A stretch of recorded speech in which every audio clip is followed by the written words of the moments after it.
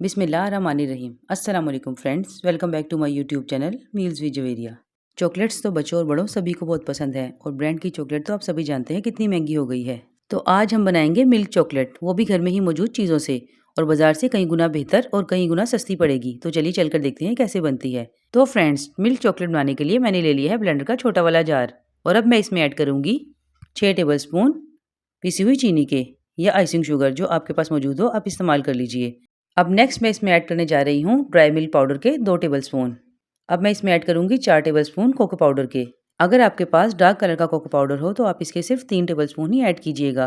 Quantity का थोड़ा ध्यान रखिएगा। अब नेक्स्ट इसमें जाएगा कोकोनट ऑयल। कोकोनट ऑयल के मैं इसमें ऐड करने जा रही हूँ 4 टेबल स्पून। अगर आपको चॉकलेट की कंसिस्टेंसी थोड़ी सी थिक लगे तो आप 2 टेबल स्पून के करीब कोकोनट ऑयल और भी इस्तेमाल कर सकते हैं, लेकिन फ़िलहाल मैंने 4 ही ऐड किए हैं। अब मैं इसे अच्छे तरीके से बंद करके ग्राइंड कर लूँगी।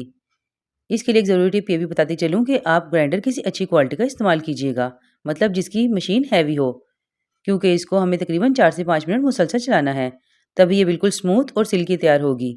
ये देखिए, ये आहिस्ता-आहिस्ता से ग्राइंड हो रही है। आपने इसे मुसलसल चलाना है और बिल्कुल भी स्टॉप नहीं करना। तो फ्रेंड्स, 4 से 5 मिनट के बाद ये देखिए चॉकलेट कितने अच्छे तरीके से मिक्स हो गई है। क्योंकि इसमें हमने तमाम इंग्रेडिएंट्स तकरीबन ड्राई ही यूज़ किए हैं, इसलिए मशीन को थोड़ा ज़्यादा वर्क करना पड़ता है। तो आप भी कोशिश कीजिए थोड़ी हैवी मशीन इस्तेमाल कीजिए।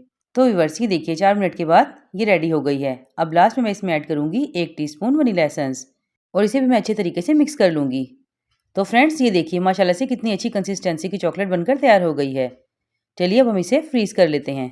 इसके लिए मैंने एक सिलिकॉन का मोल्ड लिया है। ये देखिए ये किस कदर सॉफ्ट होता है। इसमें चॉकलेट डालने से हमें ये फ़ायदा होगा कि आसानी से निकल आएगी। तो फ्रेंड्स, अब मैं चॉकलेट को इस सांचे में अच्छे तरीके से सेट कर लूँगी। अभी फ़िलहाल आपको देखने में थोड़ी सी डार्क लग रही होगी, लेकिन सेट होने के बाद इसका कलर लाइट हो जाएगा। तो आपने कलर को देखकर बिल्कुल भी घबराना नहीं है। ये इंशाल्लाह बिल्कुल बाजार जैसी तैयार होगी और जायके में बाजार से काफ़ी बेहतर होगी। तो ये देखिए फ्रेंड्स, इसको मैंने इस तरीके से टैप कर लिया है और इस पूरी को मैंने चॉकलेट से फिल कर लिया है, और अगेन इसको टैप कर लूँगी। अब मैं इसे फ्रीज़र में रख दूँगी कम से कम 2 से 4 घंटे के लिए। तो फ्रेंड्स, ये देखिए 4 घंटे के बाद ये कितने अच्छे तरीके से जम गई है, और आपने देखा कि इसका कलर भी थोड़ा लाइट हो गया है और कितनी आसानी से ये निकल कर बाहर आ गई है, और माशाल्लाह से किस कदर प्यारी लग रही है। आपने देखा कि इसमें तमाम इंग्रेडिएंट्स ऐसे हैं जो घर में ही मौजूद होते हैं। सिर्फ ये मोल्ड आप बाजार से ले लीजिए और जितनी मर्जी चॉकलेट बनाइए और खुद भी खाइए, बच्चों को भी खिलाइए। एक दफ़ा आप इसे ट्राई ज़रूर कीजिएगा, आप इस रेसिपी के दीवाने हो जाएंगे। ये देखिए माशाल्लाह से किस कदर खूबसूरत बार बनकर तैयार हुई है। अब मैं आपको इसको तोड़ के भी दिखाती हूँ कि ये अंदर से कैसी है।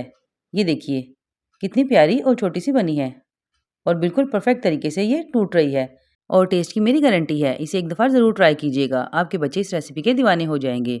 तो फ्रेंड्स, अगर सर्दियों की रेसिपी आपको पसंद आई है तो प्लीज़ लाइक शेयर सब्सक्राइब ज़रूर कर दीजिएगा। नेक्स्ट रेसिपी तक के लिए अपना बहुत ख्याल रखिएगा, दुआओं में याद रखिएगा। अल्लाह हाफिज़।